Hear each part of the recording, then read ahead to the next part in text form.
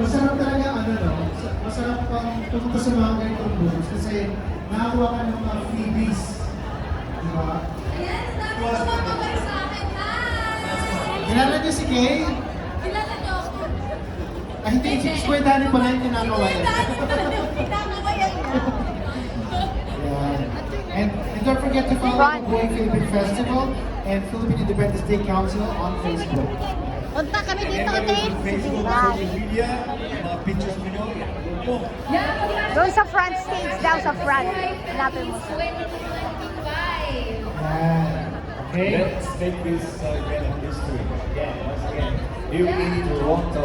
Right? Speaking of history, Mabuhay! isa yung isa, babuha! Sarap pakinggan. Hey, may barbecue. This is the City Hall of Toronto. Yes, because they're hungry. Makain muna sila bago sila pumunta dito.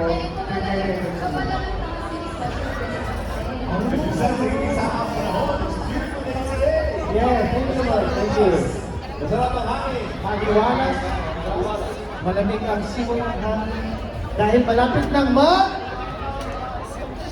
Mag-burn. Pasko agad. Pasko na agad. Burman.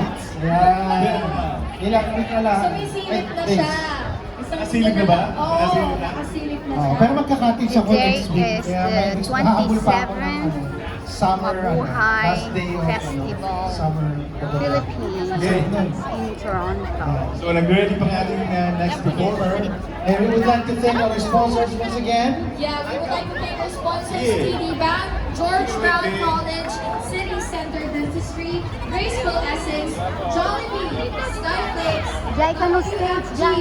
SMDC, College of Makeup, Art and Design, Philippine Airlines, Air Canada, Remitly, UMAC, CRD College of Healthcare, Robinson's Land Corporation, SG Remit, ay ko rin sa kating ko.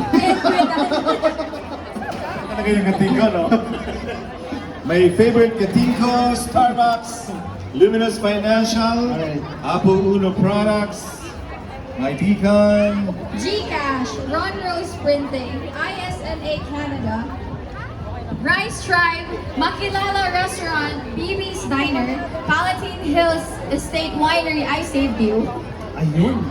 Siyempre, Resort Gin, Layden, Lexus of Fairview, and Sunshine Rentals. Maraming salamat Sunshine Rentals sa lahat ng